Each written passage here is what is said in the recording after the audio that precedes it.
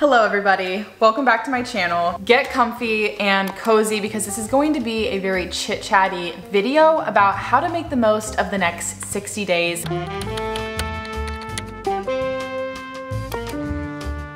Because the start of the new year is coming soon, the best thing that you can do for yourself is to start setting up systems now so that you don't have to spend the first quarter of 2024 trying to adjust to a new routine. By setting up your systems now, you can use trial and error to figure out what works for you and what doesn't, and then you can fine-tune that routine so that you can start the new year off in the best way possible. Okay, so hear me out. The first part of this video is going to be me giving you a 3-step process to make the most of the next 60 days and set yourself up for success in the new year. The second half of this video is going to be a bit more personal. I'm going to apply these 3 steps to my life and show you with practical examples how they can work. This is how it normally goes for most people. By the end of the year, they have long forgotten about their New Year's resolutions. They've kind of let their healthy habits fade away, and they're putting off starting to live their dream life at least until the new year starts. And then once the new year starts, they get really excited about coming up with goals and resolutions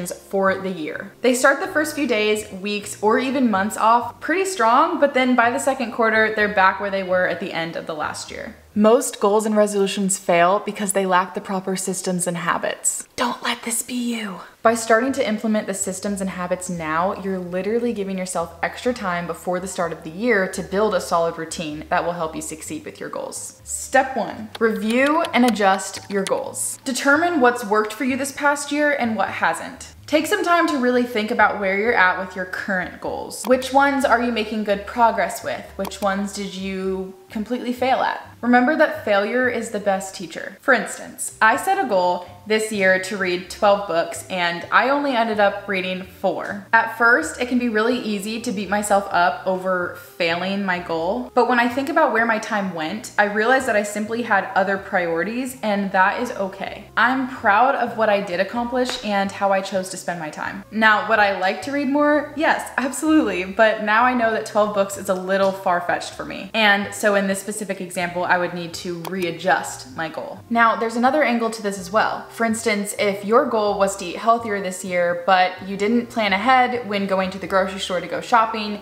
you didn't research recipes ahead of time, you kept ordering in, then maybe you can take this failure as a sign that you need to implement better systems in order to reach that goal. While some goals need readjusting, others just need better planning. So for example, maybe for me, my reading goal needs readjusting, but for you, you need better systems in place for that reading goal. If reading is extremely important to you and you feel like it benefits your mental health drastically, then instead of readjusting and changing that goal, you need to change your approach to it. Which leads us to the second step. Create systems that will allow you to achieve your goals. If you haven't read Atomic Habits, you really should. James Clear has a really great way of defining goals and systems. Your goals are the results you want to achieve, and your systems are the processes that lead you to those results. Without systems in place, you won't make progress. Start by picking one of your goals. If we're sticking with the reading example, the goal would be to read 12 books in a year. Then break down your goal into smaller chunks. Ask yourself, what would I need to do each month in order to achieve this goal? So for the reading example, it would be a good idea to choose 1 book per month, since your goal is 12 by the end of the year. Then break it down even further. Ask yourself, what do I need to do each week? And then what do I need to do each day? Maybe even pick which book you want to read each month and then divide the amount of pages by the number of days. This will let you know where you need to be at the end of each day or even week to achieve your goal. So once you've broken your goal down, you can start creating the systems to achieve it. If your goal is to read every day, pick a time.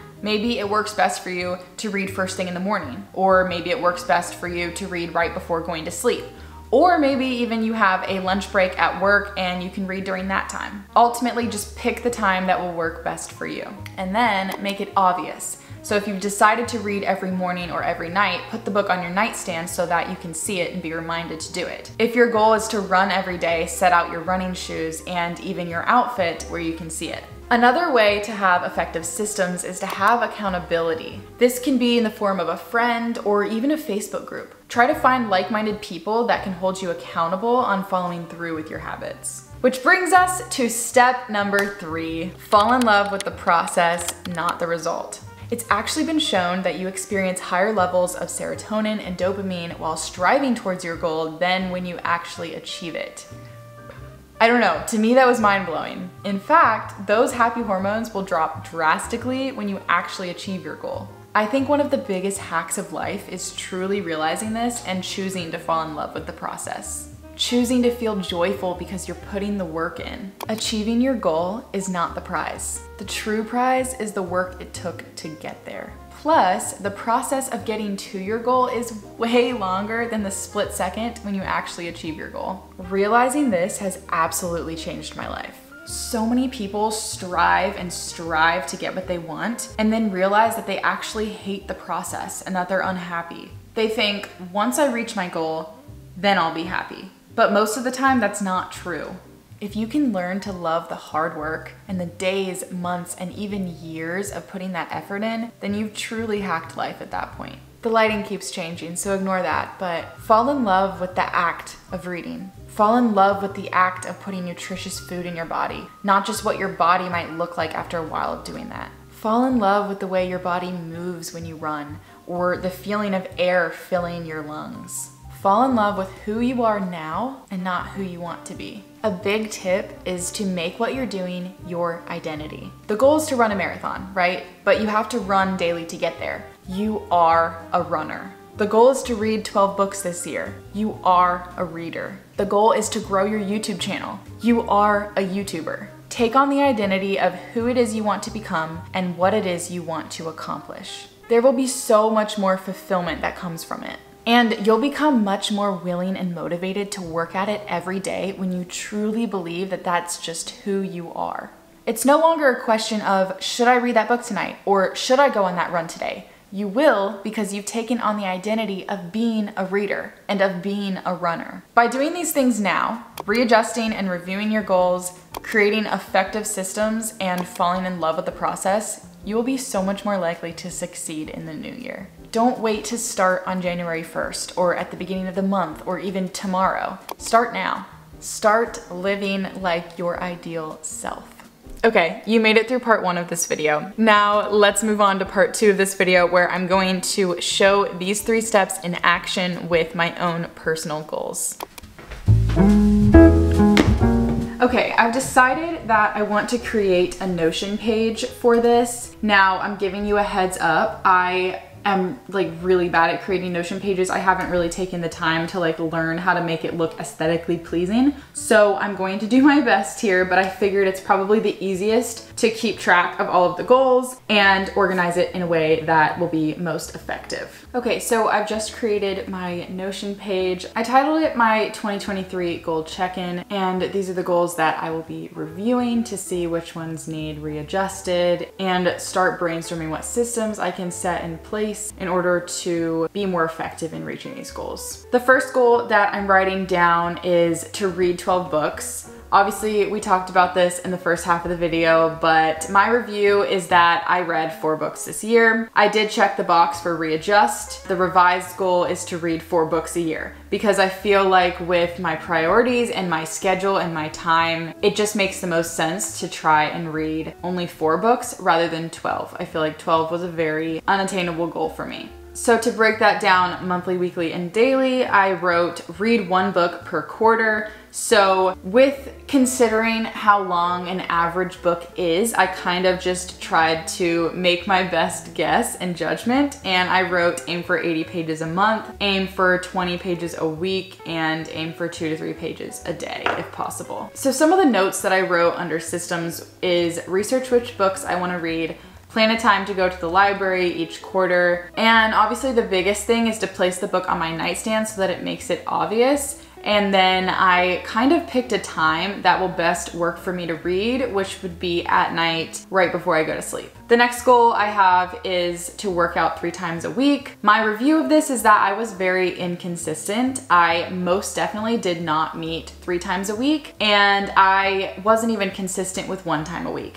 Unfortunately, if you guys have seen my other videos, I've talked about my current struggle with fitness, and that is something that I desperately need to work on moving into the new year. So keep me accountable for that, you guys. I did check the box to readjust that because I feel like 3 times a week is a little bit too much for me to start out with. Now for systems, I wrote down pick out which workouts I'll do, maybe even follow along with a YouTube workout channel. For me, that has been really helpful in the past. I've followed a few of Caroline Gervin's workout challenges. That's just really helpful because then I already know exactly what I need to do and I don't have to spend time researching different workouts. Pick which days and times. And when I'm reviewing my schedule, it seems to me that I have the most free time Saturday mornings and Monday evenings. So those will hopefully be the best time for me to work out. And then a good system that I can have is to set out my workout clothes the night before. So that means Friday night, set out my workout clothes, and then also Sunday night so that by Monday evening, they'll be ready for me to go when I get home from work. The next goal I have is to learn new recipes. I wrote that I started off the year strong. I definitely did try out a few new ones. My original goal was to try out 1 new recipe per month, and I think I did that well into the second quarter of this year, but I have kind of fallen off of that. I think I haven't tried a new recipe in a couple months now. This one I'm not going to readjust, so I don't need to revise it. The goal will remain learn new recipes. As far as breaking it down by month, I'm keeping it at the same goal of learning 1 new recipe per month. And the systems that I have are to research new recipes, write down ingredients, have an accountability buddy. I'm kind of thinking maybe I can share this challenge with my mom and we can both try 1 new recipe per month. That way we can remind each other to do it and help each other brainstorm and share recipes. I feel like that would be really beneficial for both of us.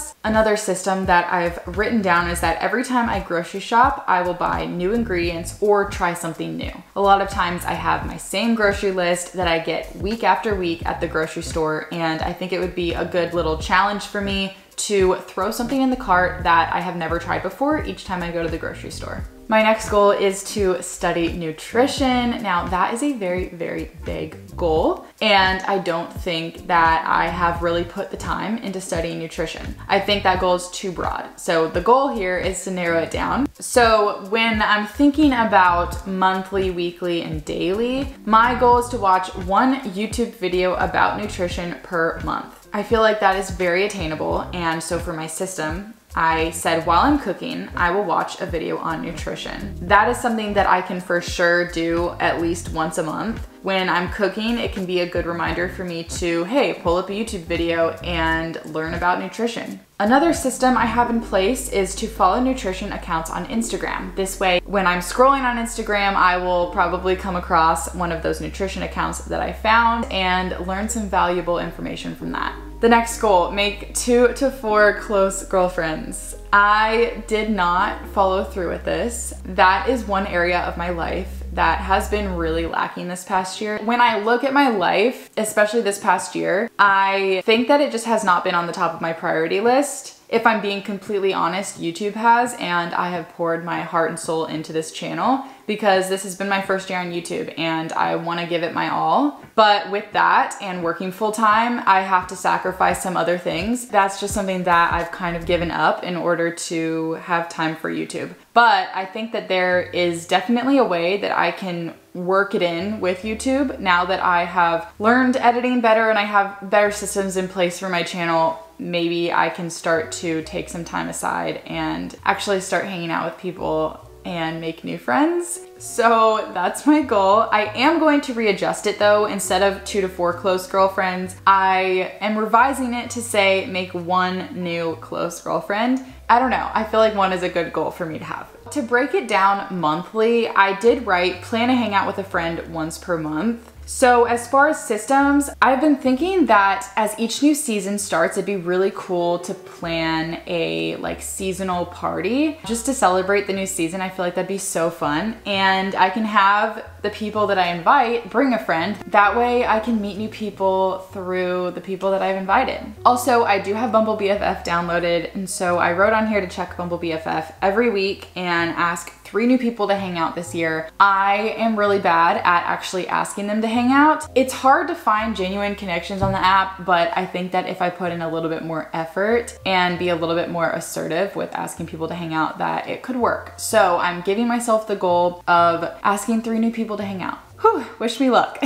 The next goal that I had was to upload weekly YouTube videos, and overall I did really well with sticking to a weekly schedule. So I'm not going to readjust that. That's definitely all that I can handle. I can't really post more than once a week because I'm working full-time. To break it down monthly, weekly, daily, I put brainstorm videos each month, film, edit, and post one video a week, and then look at comments and analytics each day. For the systems, I wrote when I come home from work, I will edit for an hour or two, and then in parentheses most nights, because obviously I'm not gonna do that every single night, but it is a good system to have. It's like immediately when I get home from work, I start editing, at least until I need to start making dinner. The next one is daily devotions, and I have been extremely inconsistent with this year. So I am choosing to readjust it, and my revised goal is to do devotions 3 times a week instead of daily. I am going to aim for the mornings or right before bed. I need to figure out which one is actually going to be better. I honestly should do the mornings, and I should just choose to wake up 15 minutes earlier and do my devotion. So that's more than likely what I'm going to aim to do. For the systems, I just wrote choose a devotional book. That way I have something that I can go to automatically and kind of just work through that book. Have my husband be my accountability buddy, set my Bible and devotional on my nightstand, and then also I can set reminders in my phone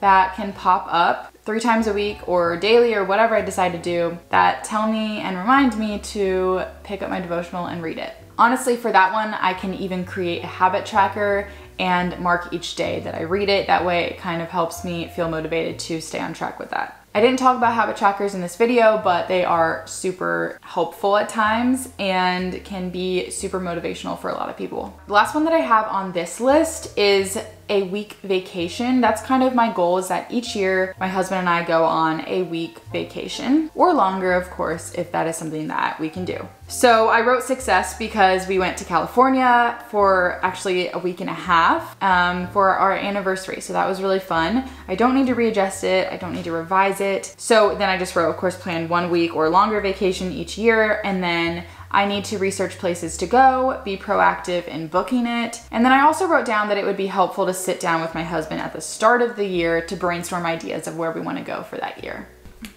So as you can see, this is a very simple and easy way to look at the goals that you've had in 2023 and see where you're at with them, choose the ones that you want to readjust, kind of break it down further into how you can accomplish it monthly, weekly, and daily, and then also kind of brainstorm different ways that you can set up systems in order to make you more likely to accomplish that goal. I hope this video was helpful. I know it's very different than what I normally do. Sit-down videos are very new to me and very intimidating and very scary. So this was definitely out of my comfort zone. Anyway, let's kill it with these next 60 days, you guys. If you incorporated anything of what I said, please comment down below and let me know. And also just comment down below where you're at with your goals for 2023 and what you're gonna do in the next 60 days to set you up for success in the new year. That's all for now, and I'll see you in the next one. Peace.